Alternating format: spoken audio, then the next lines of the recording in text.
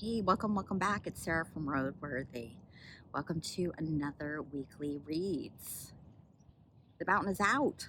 So that's Mount Rainier, which is, I don't know, 3 hours away by car. Um, it looks way better in real life than it does here on camera. Anyway,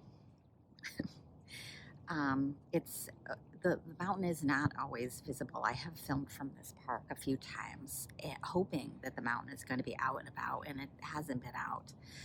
So this is one of those days where my husband will joke like, "Oh, somebody hung up the painting."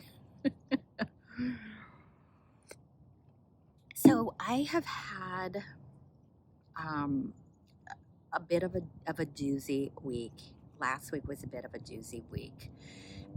For those of you who have kids with chronic physical or mental illnesses, you know what I'm talking about. It is the hardest thing to do as a parent. You feel so helpless to be able to help your kids. They need to struggle through and find their own ways to dealing with, whatever illness that they're dealing with. And all you could do is sit back and watch and love them and support them and hope they find their way. It's an awful feeling as a parent. And for me, I think that's a little bit compounded because both of my kids are young adults, and you want to respect them and and and honor their their adultness, right?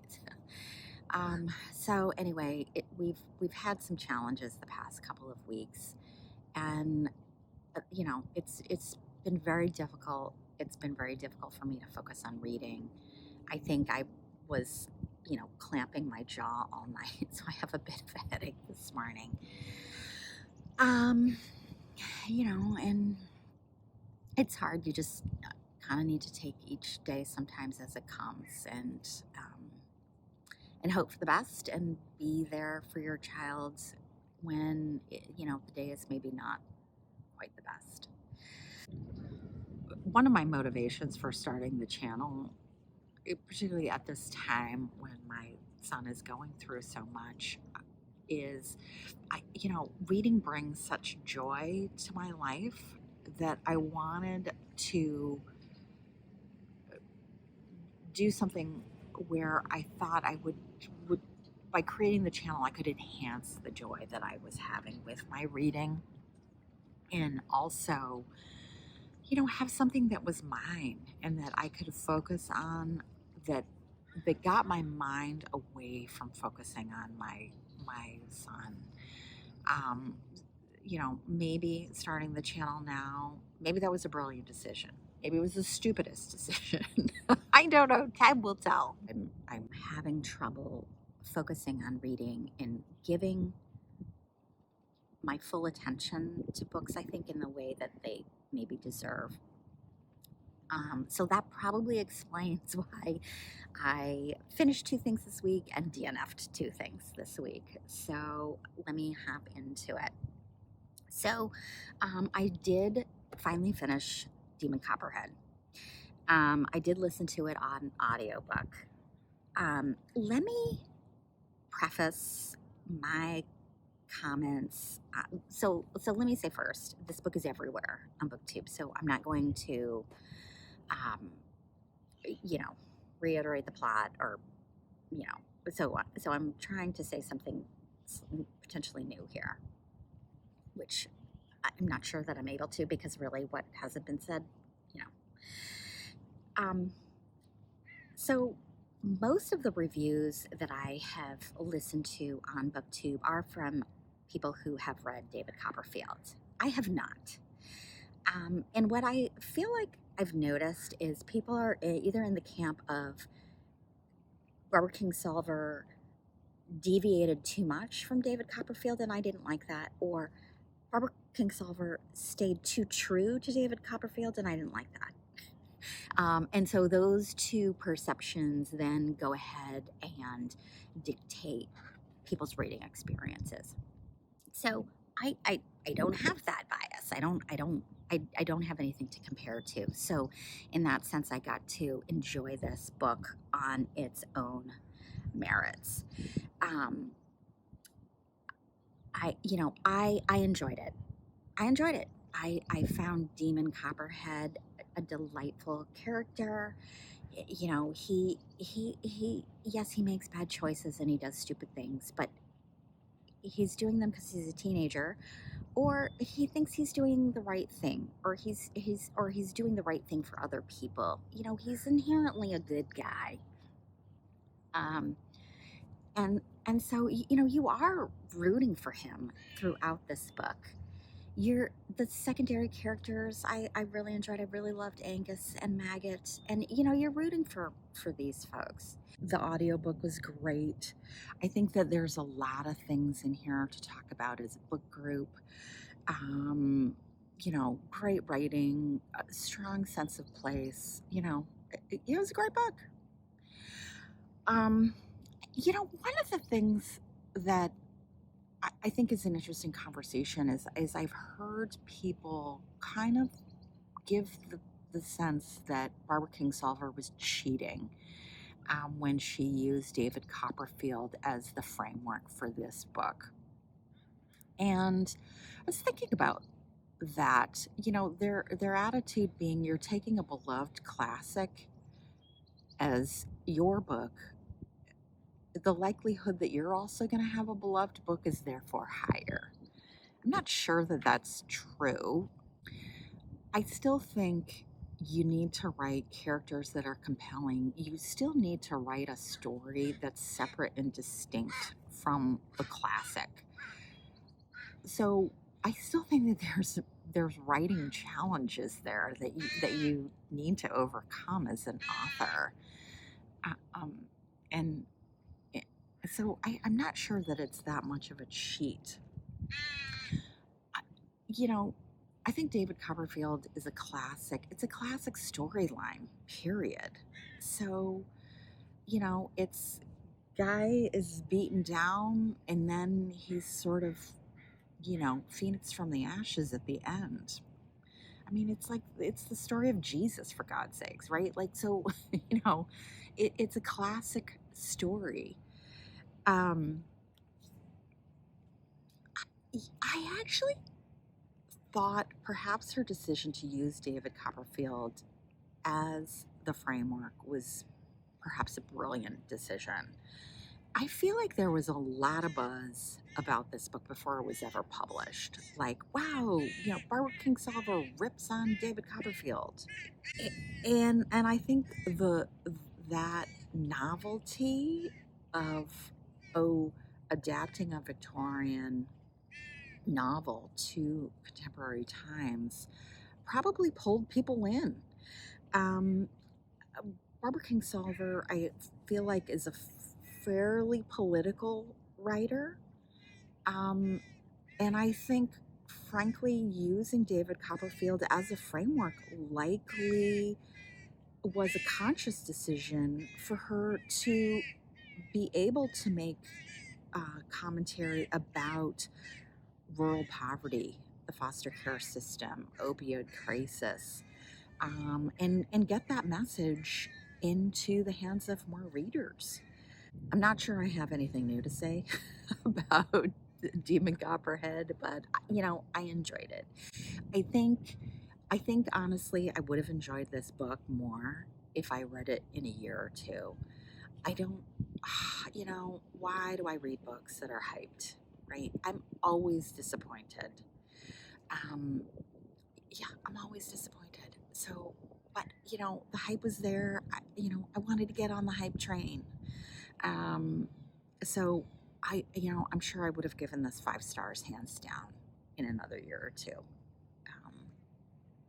But my expectations were so high. It's the same story we all have when we read super hyped books and we're disappointed. I DNF'd Big Swiss by Jen Beagin. Probably about halfway through the book, I DNF'd it. This setup for me had possibilities. Um, this is about Greta, and she becomes a transcriptionist for Ohm, the local sex and relationship coach in town. And Greta becomes obsessed with a patient of Ohm's, or a client of Ohm's, I should say, who she nicknames Big Swiss. So she and Big Swiss eventually meet and start a relationship. The highlight of this book is the quirky characters and the very sort of short, snappy, sarcastic dialogue between the characters. There is a lot of funny things here. 350 pages funny? I just think that there is a danger when you're writing a comedic novel like this that the humor runs out of gas. And that for sure happened to me. The witty, quirky anecdotes, the punchy dialogue, can only take a book so far, and it can't take a book 350 pages far. The humor is sort of consistent from character to character. These characters don't feel distinct after a while, right? Ultimately, about 50% of the way through, there is a major plot development, and I just found like I didn't care. I lost interest, and I wasn't really invested in what the outcome was going to be. So, I'm sure Jen Beagin had things she wanted to say about trauma, mental health, sexuality, but I just felt like all of these things were getting overshadowed by her need to put in a gag. I also finished listening to an audiobook, Take What You Need by Idra Novey. This is a book, I did hear about this book from Sean over at Sean the Book Maniac. This is a book about Jean, who's a 60-ish-year-old amateur sculptor. And she ends up hiring as a sort of an apprentice her neighbor, Elliot, who is a young man living next door. And Jean's chapters alternate with Leah, who is her stepdaughter. And they are now estranged, but Leah and Jean lived together as stepmother, stepchild for about 10 years when, Leah was a kid. The alternating chapters was really effective in that you could really see how as Jean and Leah discussed the same event. So, for example, Jean, leaving Leah's father and the circumstances of how that came to be. You can see how they're both, how Leah's misinterpreting, how she's not aware of the full story that Jean never got an opportunity to tell. And so they both have these completely different perspectives about this very pivotal moment in their lives. I really liked how Novey uses Jean's art to bring her and Elliot together to, they form a relationship over creating this art together. For Jean, it's also a way to stay connected to Leah because they used to create art when Leah was a kid. So, again, I really liked Novey's use of the creation of art as a way to bring people together and as an act of healing.